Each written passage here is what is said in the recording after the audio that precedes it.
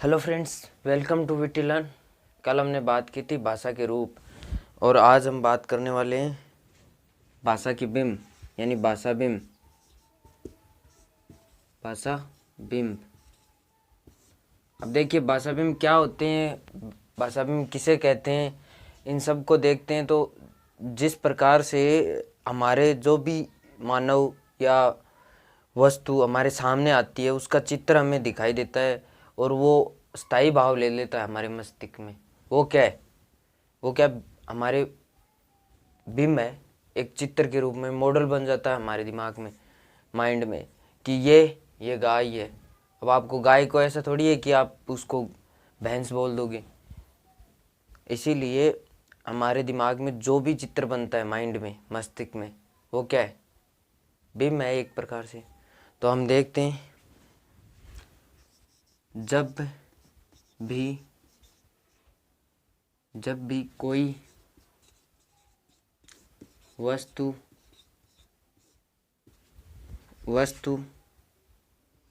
या प्राणी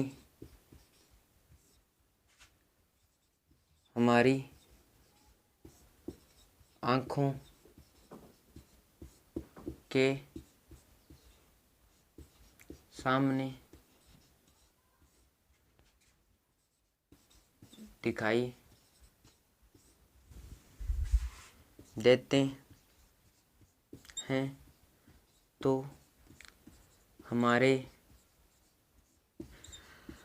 मस्तिष्क में चित्र बनता है और इसी से भाषा स्थायी बनती। अब इसी से मतलब किसी से, यानी भाषा बिंब से। भाषा बिंब से क्या बनती है? भाषा स्थायी बनती है। हमारे माइंड में एक चित्र मॉडल बन जाता है कि ये गाय है, ये भैंस है, ये कुत्ता है, इन सब को लेके। ठीक है, अब बात करते हैं कि भाषा बिंब होते कितने हैं, इनके टाइप्स कितने हैं यानी प्रकार। तो भाषा बिंब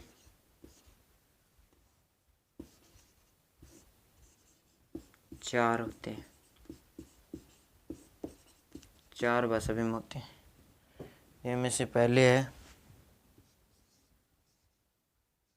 दृश्य बिंब,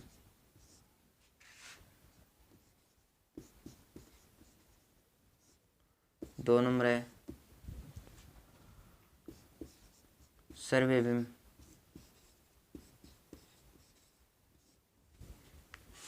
तीन नंबर है विचार बिंब और चार नंबर है भाव बिंब।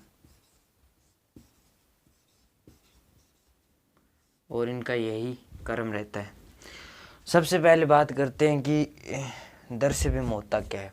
देखिए, जब भी कोई वस्तु हमें दिखाई देती है तो वो हमारी आंखों के सामने होती है, उसका चित्र हम देखते हैं तो हमें समझ में आ जाता है कि ये चीज़ है, तो उसे ही दृश्य बिंब कहते हैं। अब इनको एक एक को लेके बात करते हैं। तो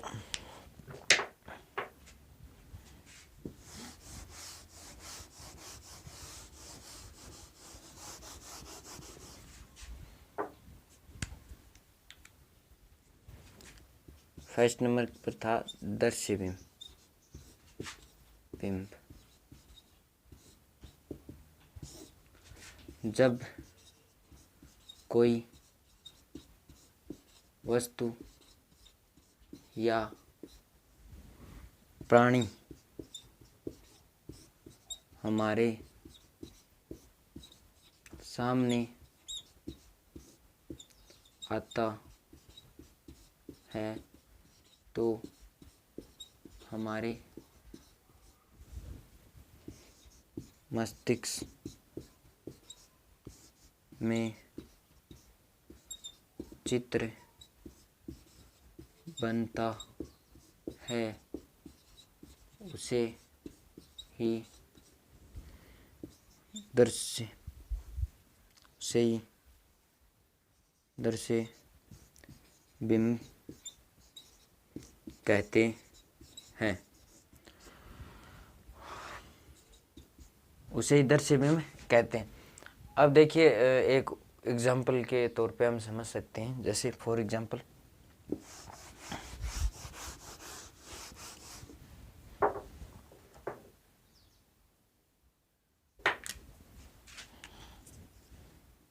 जैसे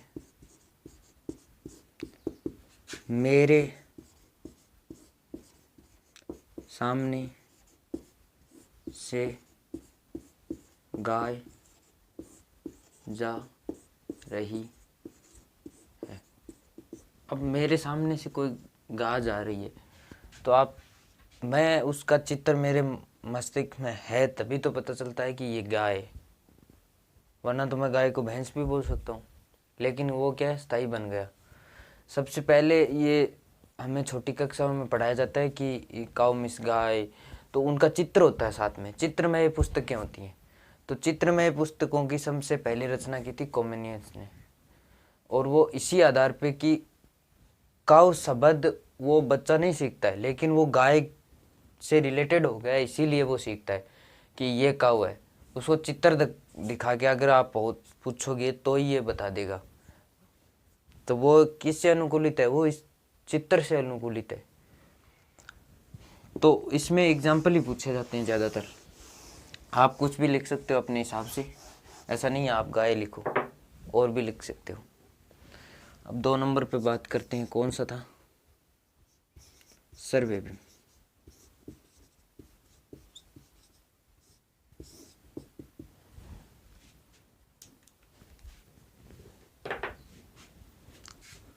जब पहले से कोई वस्तु या प्राणी हमारे सामने या देखा हुआ होता है तो इसे सर्वे बिंब कहते हैं। मान लो हम किसी को पहले से जानते हैं, अब वो कहीं नज़र आया हमें, तो हम कुछ देर सोचते हैं कि हाँ शायद मैं आपको जानता हूँ, आप कहाँ मिले थे। वो क्या, एक हमारे दिमाग में क्या बन गया, चित्र बन गया। तो सर्वे बिंब का मतलब उसको नाम से जानते हैं, है ना।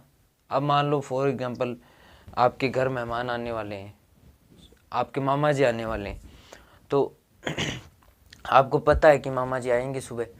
अब जब भी गेट बजेगा तो आप यही कहोगे कि दीदी दरवाज़ा खोलना, शायद मामा जी आए। तो आप उस चीज़ से पहले से अनुकूलित हो, आप पहले से जानते हो, इसीलिए वो आपके दिमाग में क्या बन गया, चित्र बन गया कि मामा जी आने वाले हैं, शायद उन्होंने ही बजाया हो। और बजा दो कोई गेट की घंटी, लेकिन आपका क्या अनुमान जाएगा, आपका यही जाएगा कि शायद मामा जी आए हैं, दीदी दरवाज़ा खोल।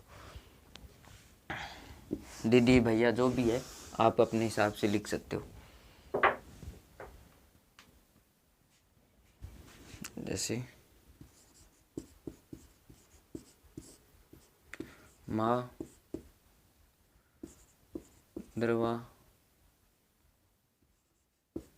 दरवाज़ा खोलो, शायद मामा आए हैं। इसी से आप पहले से अनुकूलित हो, इसीलिए आपने बोल दिया कि शायद मामा आए हैं। उसके बाद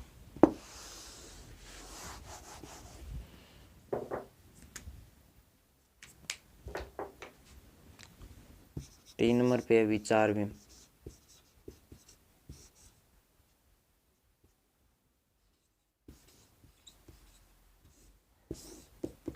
देखिए विचार बिंब होता क्या है, जब कोई वस्तु या प्राणी हमारे सामने देखा हुआ हो या हमारे दृश्य और सर्वे बिंब बने हुए होते हैं। अब आप यहाँ पे चित्र भी कर सकते हो, ऐसा नहीं है कि मैंने सर्वे और दृश्य लिखा दिया तो इसका मतलब चित्र भी कर सकते हो। यहाँ पे सामने या चित्र देखा हुआ हो तो यहाँ पे ओब्लिक आप लगा के चित्र भी कर सकते हो। ठीक है, आप चित्र कर लो, यहाँ पे ज़्यादा इजीली समझ में आ जाएगा। चित्र सामने या चित्र देखा हुआ हो या हमारे सामने दृश्य और सर्वे बिंब बने हुए होते हैं पहले से, तो क्या होता है? तो विचार बिंब होता है। तो हमें उस वस्तु या प्राणी की उपयोगिता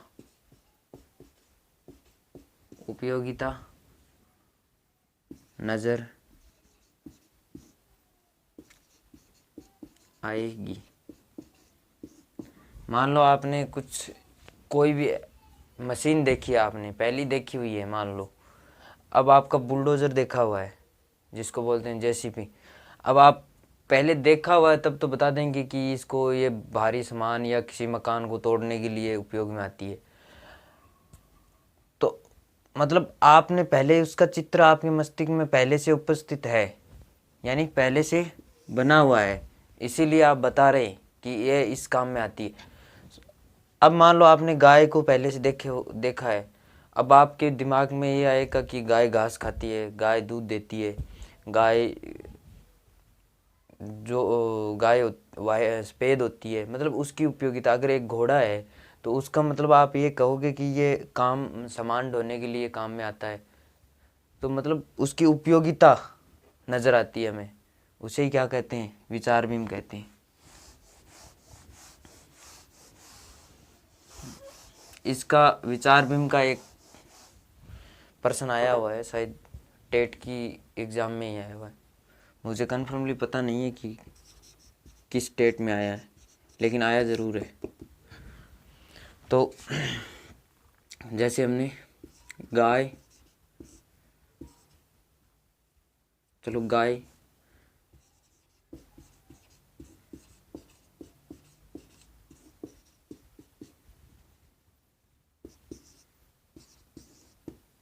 घोड़ा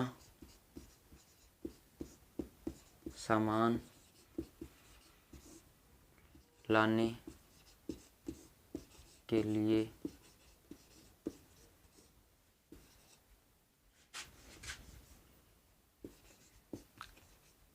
काम में आता है।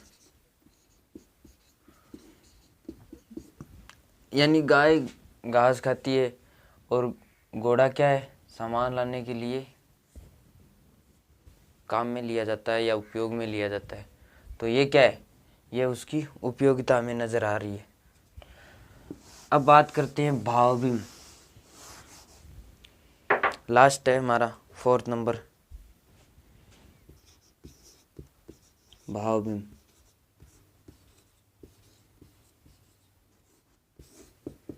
देखिए भाव बिंब होता क्या है।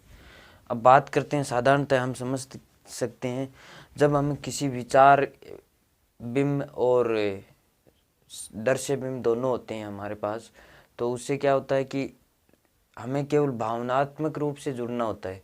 जैसे फॉर एग्जांपल मान लो आप कहते हो कि मोर हमारा राष्ट्रीय पक्षी है।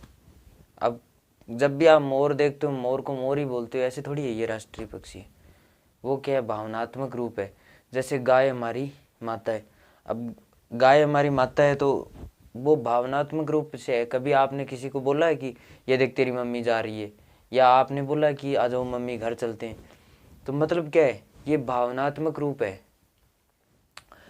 अगर चलो आप ये छोड़ो कि हम छोटी कक्षा में पढ़ते आ रहे हैं कि गांधी जी हमारे क्या हैं, गांधी जी राष्ट्रपिता हैं। कभी किसी ने नोट दिखा के बोला ये देख तेरा बाप, मतलब क्या है कि ये भावना है हमारी, तो भाव भी मैं।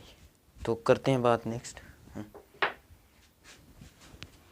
जब दृश्य और विचार बिंब हमारे मस्तिष्क में होते हैं तो वे भाव यानी भावनात्मक रूप से हमारी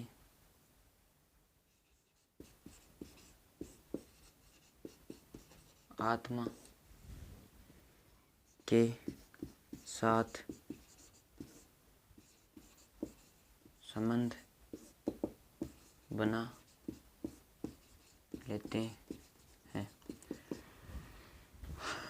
वो हमारी आत्मा के साथ हम उसको भावनात्मक रूप से बोलते हैं कि गांधी जी राष्ट्रपिता हैं, गाय हमारी माता है, तो ये भावनात्मक रूप है। तो इसका उदाहरण देख लेते हैं।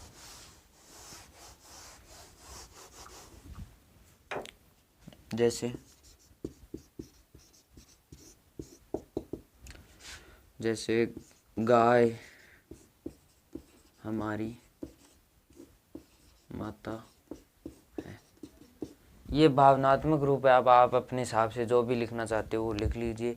मोर हमारा राष्ट्रीय पक्षी है। अगर आप गांधी जी के लिए लिखते हो तो वो भी लिख लीजिए, वो आपकी समझ की बात है। अगर आप इस उदाहरण से समझ सकते हैं, ज़्यादा लंबी चौड़ी बात नहीं है, इस उदाहरण से समझ सकते हैं। अब बात करते हैं कि अगर नेक्स्ट जो हमारे बिंब होते हैं उनसे पर्सन कैसे बनता है। इनका ज़्यादातर उदाहरण ही आता है चारों में से। जैसे 3 सैम दे दिए और बोलेगा कि निम्न में से कौन सा भिन्न है। अब 3 एक के उदाहरण दे दिए, एक अलग का दे दिया। जैसे मान लो 3 तो दे दिए विचार बिंब के और एक दे दिया भाव बिंब का, तो उसको हम समझ सकते हैं कि राइट जो पूछता है वही।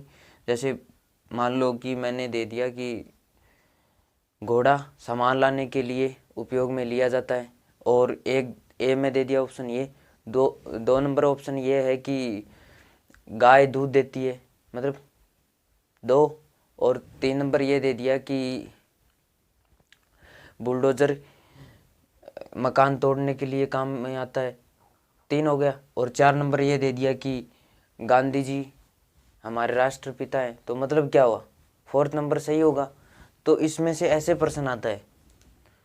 ये ज़्यादातर आप अगर उदाहरण समझ लोगे तो बिल्कुल ही समझ में आ जाएगा, ज़्यादा टेंशन वाली बात नहीं है।